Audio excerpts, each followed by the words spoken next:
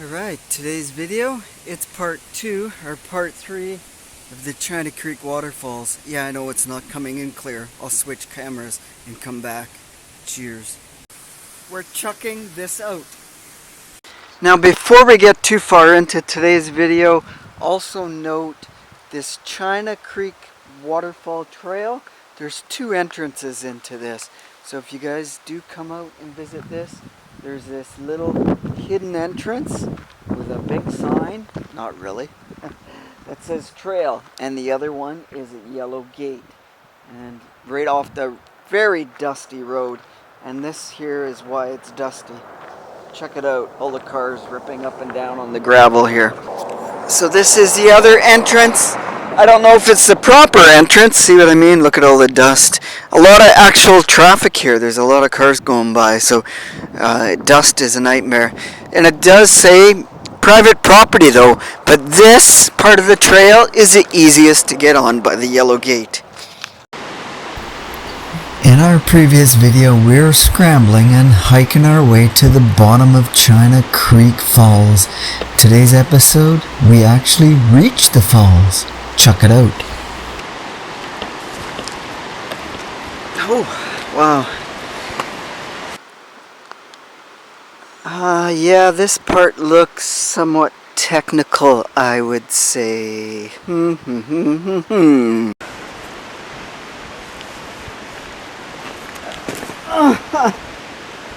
what happens when you don't watch?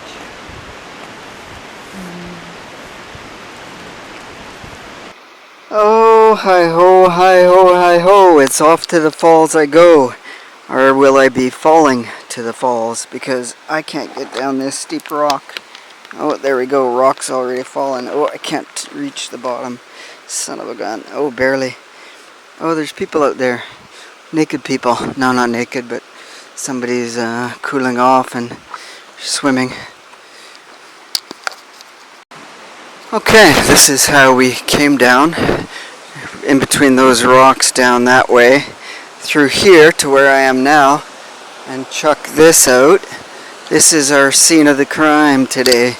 Whoops, just that's it, drop the camera. No, I got a neck wrap on. What do you think? Do we climb up that rock face, grab that rope, and go along this cliff face? Yeah, I don't know. Might be a little sketchy and scary, right? This camera doesn't show it the proper, especially the lighting. Does this one show it any better? Probably not. Anyways, there is a rope up there.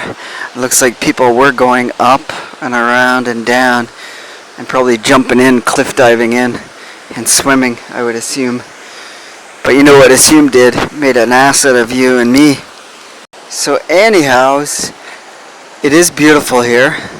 It feels cool, not hot, so that's a nice thing. You can feel the coolness coming from the falls and the water spray, even this far away. Now I see there is a spot to get down there and maybe walk across or go across or get closer. Oh, look at there, all that distance just for that. Wow. Still looks good though. It's not a huge waterfall, but it is nice. Wow. And the reason why they call this China Creek and China Creek waterfalls is because in town it was all white settlers. So they had their claims for logging, wood, and all of that, and gold.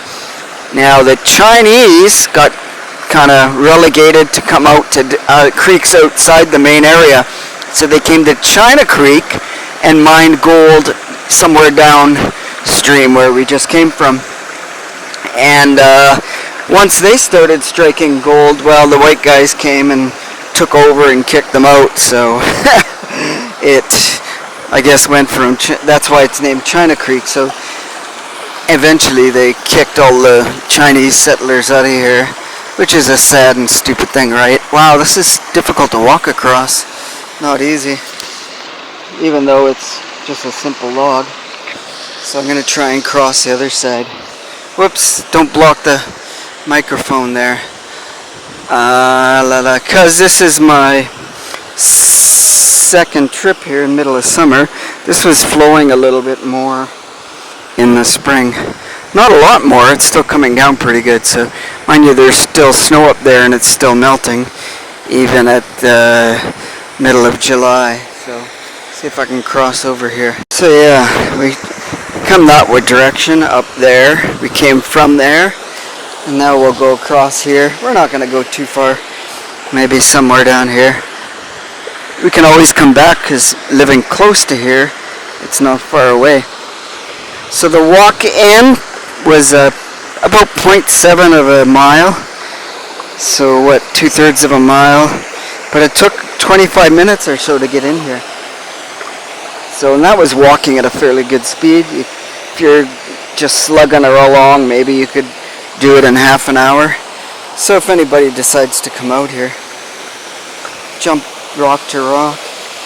Oh yeah, my fabulous shoe retirement. We'll talk about that on the way back. Not now. Wow, this is a nice spot. Great meditative spot. So that's the spot I was thinking of. Oh, there is a rope over the edge there. Wow. Goes all the way down. Not that brave. Yeah, even though there's other people out here, if you fall and hurt yourself, you have somebody here. I'm hoping I'm videoing this. Sometimes I forget to, or don't hit the button proper and miss everything, and I get home and it's like, I missed it all. Like the first time back in March. So anyhow, yeah, it's a little bit of a haul up here. Wow, that is nice. It looks like the water does come high level at certain times of the year. You can see the markings there, actually, on the rock. Whew. Actually, I think that's going to be my sitting spot right there. I'm going to plop myself down there for a little while. What do you guys think? Was it worth the trip in? Worth chucking out? Look at the cliff face. That's pretty steep. Can you imagine being up there on the top of that, right by that rock point, and right where that tree is? I can't see if I'm getting this or not, but trying to zoom out, but I can't see the screen. The sun is blinding me too much.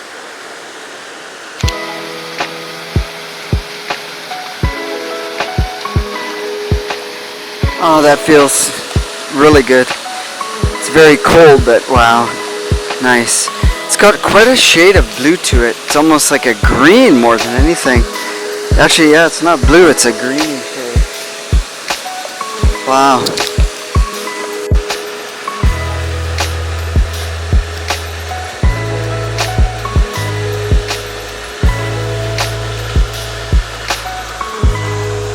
Most definitely a very serene spot. Very phenomenal. And that's our way out right there. So now that I've been here for about a good half hour or so, we'll take off. You know, I could come out here and picnic for a day and read a book type of thing.